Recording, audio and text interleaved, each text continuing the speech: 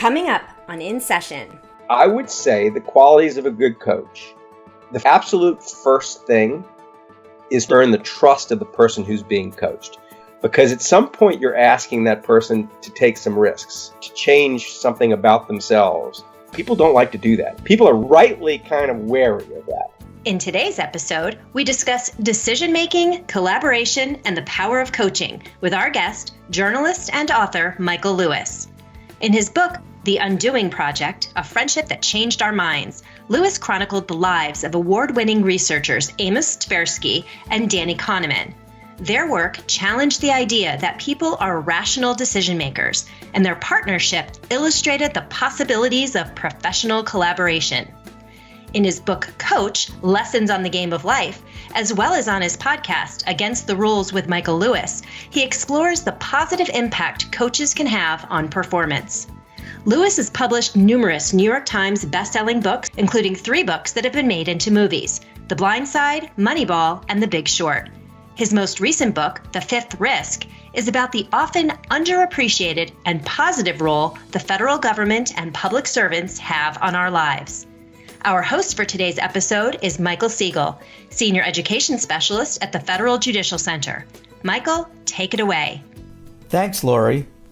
Thanks for joining us, Michael. Total pleasure. Pleasure is all ours. The Undoing Project is largely about the collaboration between 2 brilliant and in many ways opposite men, Amos Tversky and Danny Kahneman. Give us a sense of each of them as individuals and how they work together. What can we learn from them? I thought of when I conceived of the book in the first place, although it was a story of this intellectual project that they'd been engaged on, which is investigating basically how the human mind makes decisions under conditions of uncertainty and how they're kind of systematic mistakes that people make. That could sound like a dry intellectual project, but it was a passionate love affair between these 2 guys. It was platonic, but each of them said that they had a deeper relationship with the other than they had with anyone else on the planet, including their spouses. They were opposites in many ways. There was a great deal of contrast. Even though they were both Israeli Jews, they were roughly the same age, the people around them said, how could these 2 be together? Amos Tversky was the kind of the clearest intellect that anyone who met him ever met. His mind was uncluttered. He had a mathematical or a logician's mind. And he was very funny. He was kind of ruthless with the world around him in some ways without letting them know. There was a sociologist who created an intelligence test after meeting Amos Tversky. And it is the longer it takes you to figure out that Amos is smarter than you after you've met him, the stupider you are. So Danny, on the other hand, is this tortured, complicated soul and has very good reasons in his biography for being tortured and complicated. I mean, his very, very early childhood is spent hiding from Nazis in France and watching his father die. If Amos's superpower is clarity of thought, Danny's superpower was doubt. He would doubt that the sun would rise tomorrow. And from that doubt, he'll have all kinds of insights that no one ever had before. And he'll torture a problem to death. These two meet, and they engage in this intellectual journey that I think is one of the great scientific collaborations in history. Yeah, your book certainly made that point, and even though they were so different, they, as you say, they were united in what they were doing. Both of them acknowledged that neither was as good alone as they were together. That there was something about collaboration that was just different, that brought out a thing in the other that you barely glimpse in what they do on their own. You glimpse it in Danny's work. So Amos dies in 1996, and Danny visits Amos on his deathbed. They're reconciled. They'd had a falling out. And Danny says something to the effect of, what am I going to do without you? And Amos says, there's a solution to this. You have a model of me in your head. You have a model of my mind, better than anybody. Just imagine me. Call me up, kind of thing. Ever since then, Danny's work alone looks in places like stuff they might have done together. And I wonder if to this day, Danny hasn't internalized Amos to some extent. So these two great minds revolutionized the way we think about human cognition. They revealed flaws in the ways we gather information and reach decisions. How do those flaws impact our ability to make good decisions? So the big question is, all right, human beings are moving through the world, and even if they're not thinking about the decisions they make as probabilistic judgments, what their work showed is that when people are making probabilistic judgments, even when the probabilities can be calculated, they misjudge the probabilities in ways that sound quite familiar to anybody who watches human beings, and systematically. It's not like they misjudge them all over the map. They misjudge them in certain ways. The first source of the problem, they call it availability. What's available to the mind? I think of it as memory. So if you're driving on the highway in California and it's a sunny day and the freeway's kind of open, nobody's going the speed limit. Everybody's going 80 miles an hour, 85 miles an hour. People are racing each other. You think that looks like the safe time. And then you come upon an accident where there's a body on the road and lights flashing. For the next 5 miles after that, nobody's driving 85 miles an hour. It's in their mind is the risk of being in this car, and they adjust their behavior. But probably at the time when they are actually safest because everybody else is being safer. And so the power of what comes to mind. And so what Danny and Amos would say, that's a bucket, like what's available to your mind. The other bucket is similarity judgments. It's this thing is like that thing. Let me give you a sports example. When baseball scouts are looking at baseball players, young baseball players, to decide which one of these people are going to make good professional baseball players, the typical way they do it is like, does that person remind them of someone who succeeded? A really great example, and in fact, an attempt to disrupt this problem. General manager of the Houston Rockets was Daryl Morey a few years ago. And Daryl Morey watched as his scouts would talk about amateur basketball players and they'd say, God, he reminds me of Michael Jordan. He looks like Michael Jordan. Oh, God, he reminds me of Magic, or reminds me of Larry Bird. And it would be a way of selling the player, but it was also a way of them kind of understanding the player.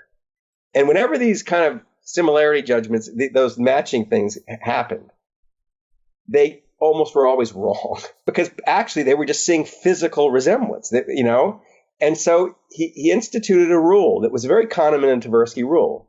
He said, you are allowed to make those comparisons between players. You can say that player reminds me of that player, as long as the players are of different race. And he said it was interesting. The comparisons vanished, and people make mistakes when they're making those kind of matching judgments. But what they did, but when they're doing this work, they don't think they're finished. There are all kinds of little dead ends and kind of partially kind of productive alleys they go down.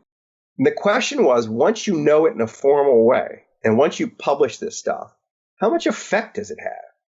And like, how did their work change the world? And the simple answer to that, the cop-out is, well, it had a big effect on academic life. They showed that people were systematically irrational. That it made a mockery of neoclassical economics, opened up a whole field called behavioral economics, which is their work brought to economics. Even Danny says, even though I know all this stuff, even though I invented the knowledge, I still am susceptible to all this stuff. That these things, it's like you've got a magic act going on in your mind deceiving you. In the same way that that there's a trick that when the magician saws the woman in half, you still think he sawed her in half.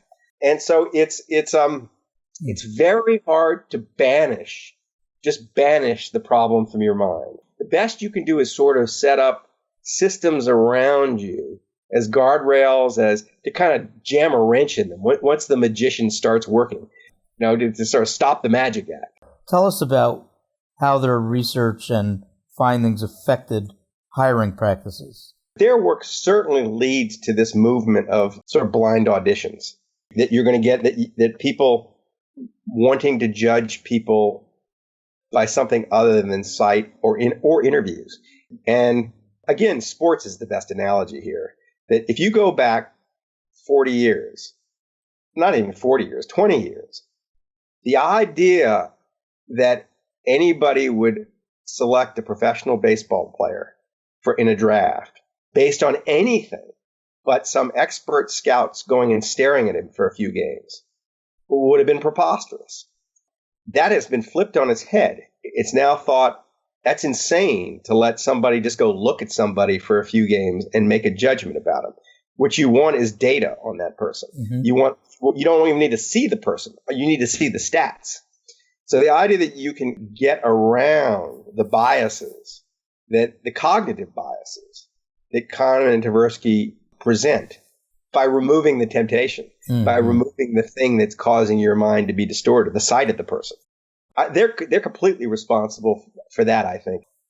I'd like to turn us to a slightly different topic if we can, because you've written so many books, Michael, and on such fascinating topics. Another topic you've concentrated on is coaching. And what I'd like to ask you is, what does it take to be a good coach? And how do you know if you are one?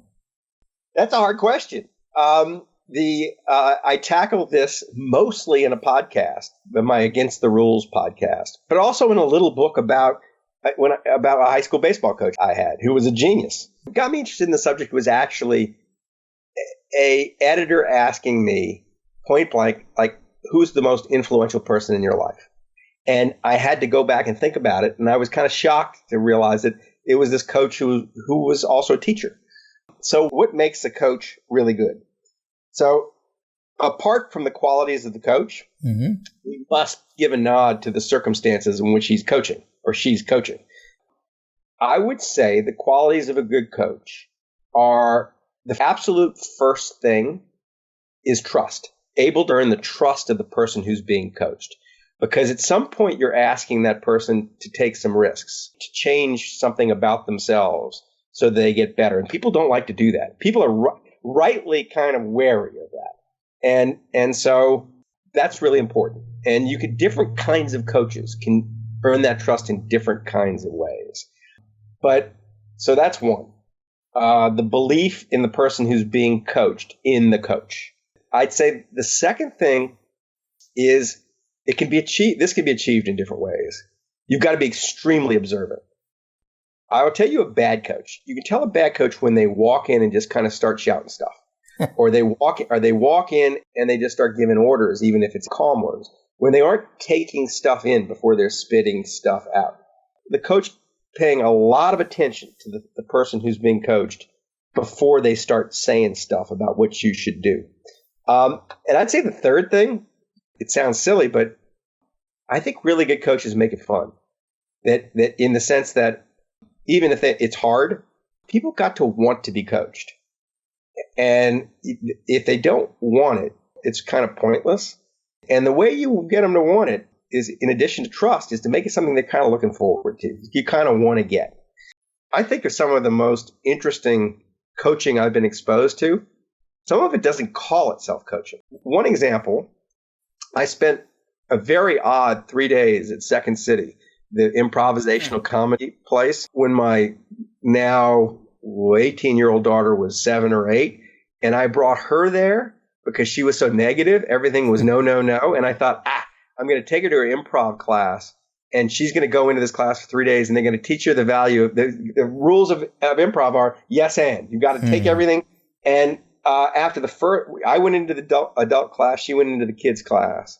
After 3 hours, we came out and she's jumping up and down saying that was so much fun and so easy. And I was in a cold sweat because it was so hard for me. But it was 3 really powerful days of coaching.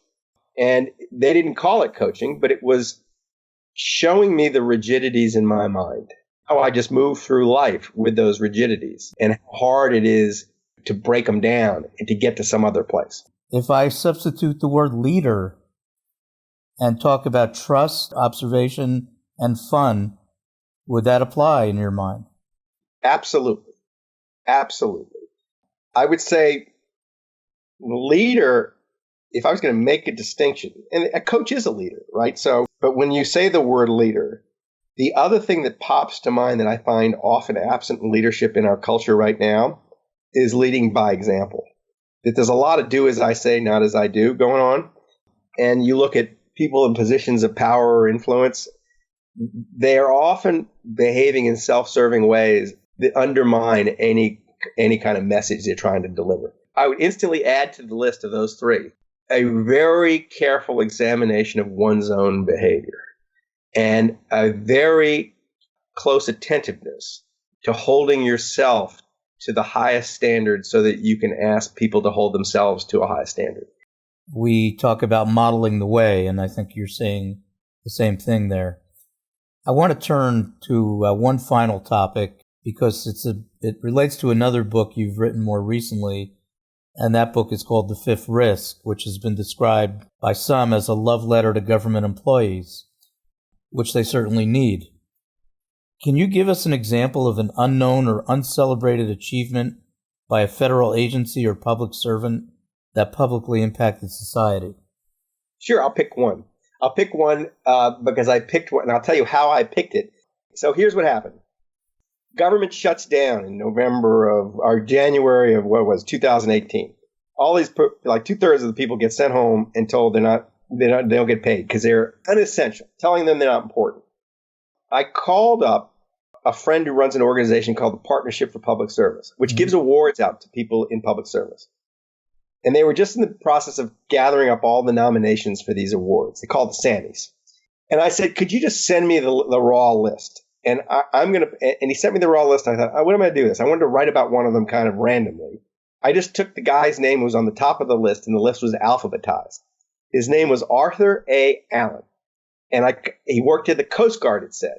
He was an oceanographer who went into the Coast Guard because the work looked kind of interesting, but he didn't know what it was when he was a young postdoc in the 70s.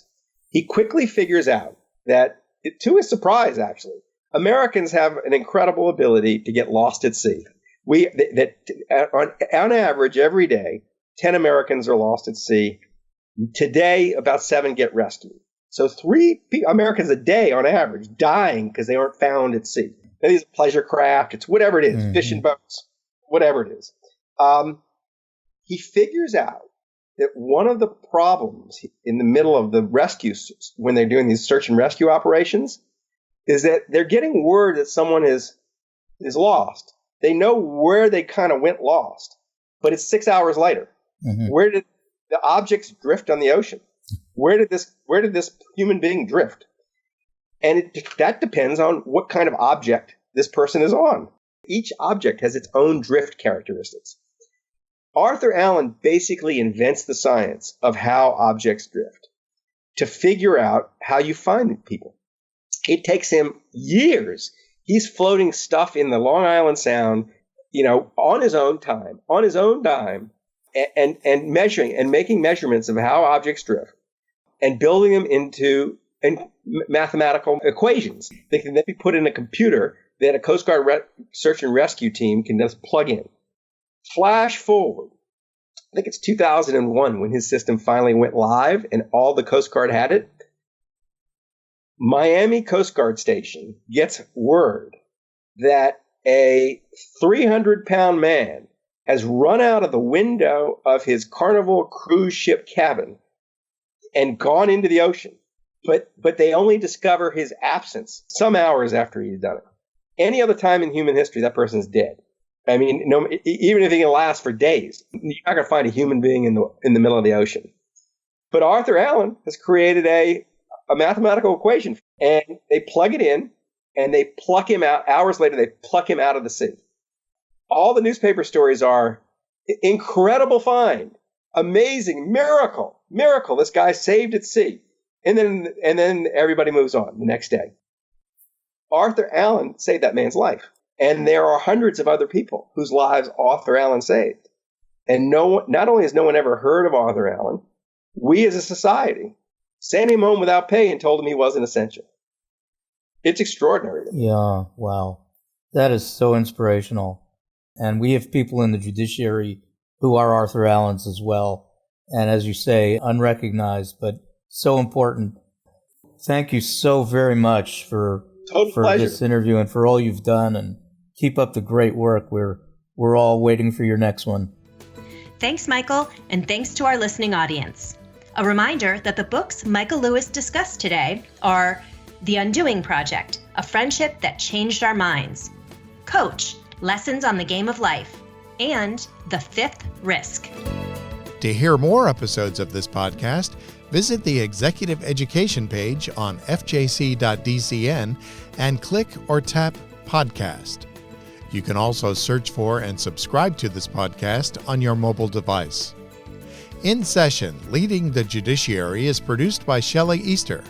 Our program is supported by Anna Glashkova and the entire studio and live production team. This podcast was produced at U.S. taxpayer expense. Thanks for listening. Until next time.